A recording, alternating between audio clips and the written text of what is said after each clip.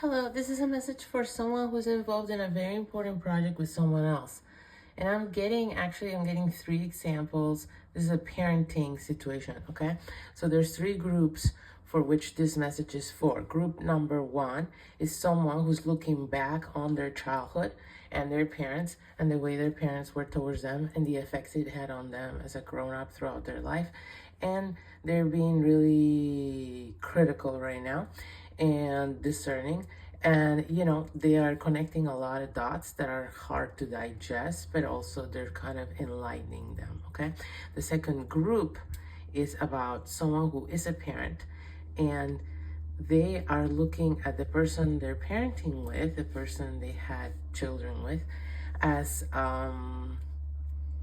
someone not doing a good job, or someone not fitting the role in the way that they would prefer as the other parent. Okay, and the third group is someone who's reflecting on both things at once. Is someone who is a parent and is reflecting on the way they were treated as a child by their parents and the way they were raised, and the way that the other parent is parenting their children, and they're seeing similarities. Okay, so again, this is kind of a complex message for three different kinds of people dealing with three different kinds of things, but the core message is the same. It's about generational curses. So this message is for someone who's breaking a generational curse. The people who don't have kids and are just looking on their childhood and how their parents passed on these generational curses, which are, there's many ways to look at generational curses, right? It could be, genetic, psychological conditions that we pass on. It could be behavioral, dynamic problems that we model after because that's all we were exposed to. It can take a number of different forms, but basically, if you're the person without children looking back on your childhood, you're connecting the dots of how you were shaped and how those people that were supposed to take care of you and teach you and guide you failed you, and the damage it did on you long term, and how your life has sort of been shaped by that and around that. And you're seeing how their traumas that they went through affected the way they treated you, and you're seeing how it's a domino effect. And by seeing that, you're also sort of putting a stop to the domino effect, and you're feeling like you're dissociating from the narrative, from this story. You feel like you're dissociating from the story and you're seeing it from afar for what it is, and you're no longer identifying with it. Even though you're seeing how it affected you and shaped you, you're sort of taking control of the story moving forward for yourself. So that's what's happening with one group. With the other group, they're looking at the person they're raising children with, and there's something that this person is doing, how they're handling things, that constantly stands out to you if this message is for you, as something is wrong. You don't know quite what it is. If this message is for you, it's not like you could write down and write, like a list of everything that's wrong with it exactly, because it's very nuanced and subtle and hard to pinpoint. But there's something that leaves a really bad taste in your mouth. Okay, and for this group of people, there's a connection with the way you were raised that you're not making yet, but you're going through the similar process of realizing how parental behavior and modeling shapes children. Okay, and you're in the process right now of realizing how that shapes who you are as an adult. And maybe the way you're realizing it right now is by looking at the person you're raising children with and seeing how their behavior was shaped by their parents.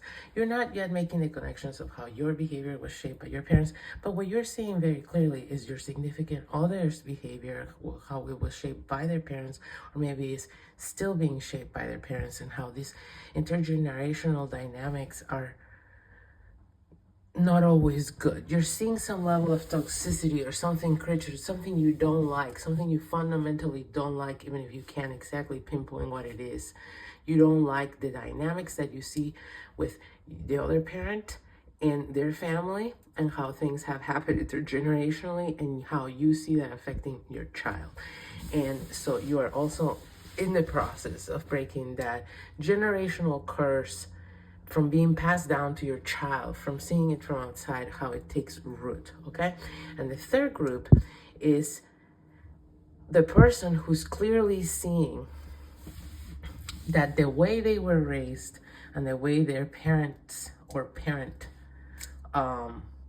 the dynamic their parents had with them is being now duplicated in the dynamic they see with their child somehow. So it's like, this is a person who's seeing the dynamic they had with their parents suddenly put a spotlight on by watching the other parent interact with their child, or the way they are about raising this child or children. They're seeing something that's like making light bulbs go off about their own childhood and their own parents, and like not in a good way, okay? And so you're simultaneously realizing what was wrong with the way you were being treated and what's wrong with the way your kids are being treated, because you feel like this perpetuates some kind of sickness, some kind of mental sickness is what I'm getting. So you feel a strong drive to break this generational curse and not let your child be affected in the way you were affected, which you're seeing so clearly, if this is the message for you. So for all of these three groups of people in this three different similar yet different situations, the message coming through is this is an important job. This might be one of the most important jobs you're going to do in your entire lifetime. And there's a reason you feel so strongly about it, and it disturbs you so much on a visceral level that maybe you feel like you can't really openly talk about with anyone. The reason is because, yeah, it's like a generational curse that you don't want to take root with either yourself or your descendants. You don't want this to go on. But also the reason you get to see it, and this is the message coming through that is so important that you hear, the reason is because you signed up for this. You signed up to break this generational curse before you were born. That's why you feel the way you do about it. That's why you feel a calling. You know, I was talking about Marines. Was I in this video or the one before? I forget because I do them back to back. It's like you feel a sense of duty to address this and make sure that it doesn't go on, that you break this pattern. And the reason you feel so strongly about it again is because it's a part of your soul mission. It's part of the reason you were reincarnated in this specific situation, and that the things have unfolded the way they have in your life is because you wanted to play this role of the curse breaker. And so it is a job to take seriously, and it is feelings to take seriously, and the reason you feel so strongly about it, such a strong sense of duty, is because you're being called, and this is larger than you, and you should follow that calling. And I hope this was helpful.